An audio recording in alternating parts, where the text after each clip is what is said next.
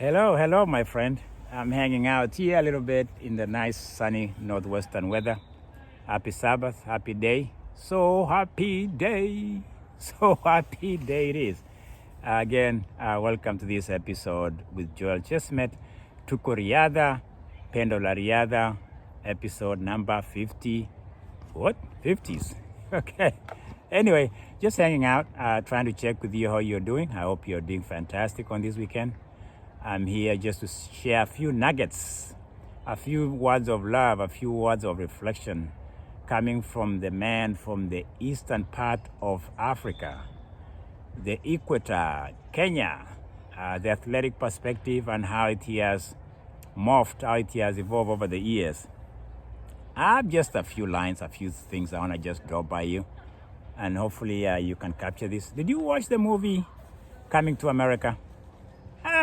If you didn't, you are missing out because Eddie Murphy, Arsenio Hall, and the crew and the conglomerate or the congregation of almost I would call them the Pentecostal African American crew cast in that show was incredible. It's as great as it gets. I think it is a dream for all African Americans to hope they were wishing they would have come to America that way. That's a bad joke, huh? Not in the way most of them did come. Coming to America, indeed. It's a great movie. I think there are two stories to that movie, or what do you call that? Reruns? What do you call it? A second episode? I don't know. Anyway, Eddie Murphy, incredible guy.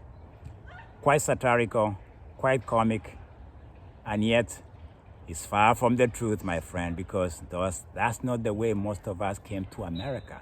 African Americans will swear that they never thought that's how people came to America. Because let me tell you something.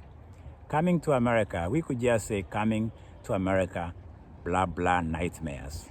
Because just to get a visa, just to get the papers done, just to have the idea that you have a visa and you have a ticket, coming from the shithole countries. Shithole countries? No. Yeah, those third world, fourth world, fifth world. It's not as easy, my friend. There's nothing royal. There's nothing romantic about it. So coming to America with Eddie Murphy is romantic. Anyway, coming to America, 1980s for athletes from Kenya. How did that come for them? How did they come? How did they get here? I don't think it was royal. I don't think it was Hollywood-like. The depiction of Hollywood has nothing to do with athletes. It has nothing to do with people who are trying to get this country. It's as Disney as it gets. It's as Hollywood as it gets. Anyway, let me just take you back a little bit to the window, the big window, the pipeline of Kenyan athletes coming into this country in the 80s. The first names that come into mind of the ones that came to this country was Henry Rono. Is the biggest name. I've talked about him at length. I've mentioned him many times. He passed away early part of this year at age of 70. He was in New Mexico most of the time in his later years, but he went to university and Washington State. So he's one of those pioneers we could talk about. His success is incredible. Many world records, 5 at one given time in about 81 days.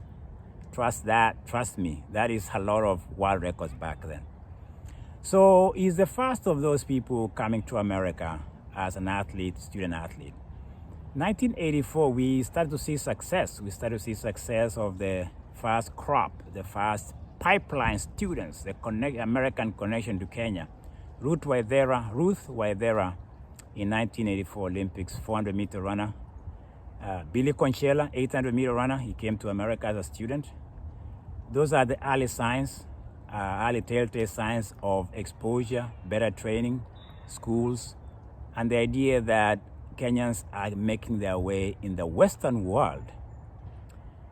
Let's fast forward to 1988, Seoul Olympics. We start to see the incredible golden era that I talked about in my first episode of these students who have come to America, and we start to see good signs of their success. Let me give you a few names.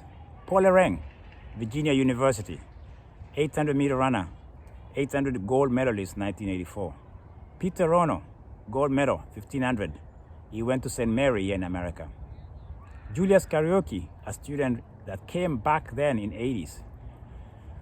Gold medalist, 3,000 steeplechase, Seoul Olympics. So there you go. And then there's somebody I'm almost forgetting, but I won't. Douglas Wakihuri. He hails from Nyahururu. Nyahururu, if you haven't noticed, was, and it still is, the best place to train in Kenya. That's just my opinion. The success in that central part of Kenya has been underprojected. And Douglas Wakihuri came from there. He went to Japan.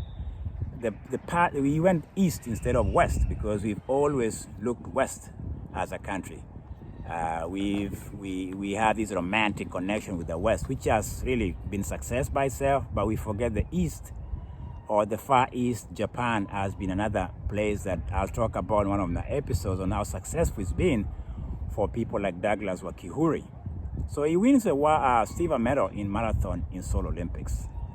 So I gave you a snapshot of students and how exposure and how success started to be seen and to be seen in the big stage of Olympics in 1988, the golden era that I spoke about. And it's because of this pipeline, this idea that Kenyans finally were able to get out. They were able to take their talent to cultivate, to be exposed to our better training facilities in other parts of the world, namely America and Japan. So it's a telltale sign. It becomes a template. It becomes a success story. The coming to America, so to speak, and let's say the going to Japan, so to speak, becomes a place where you start to see this roll out, this idea that we can train better, we can be exposed better, and we start to see success in 84 with the athletes I've mentioned. So coming to America for most of us, even back there, because I think it was after 88 we start to see an acceleration of these programs.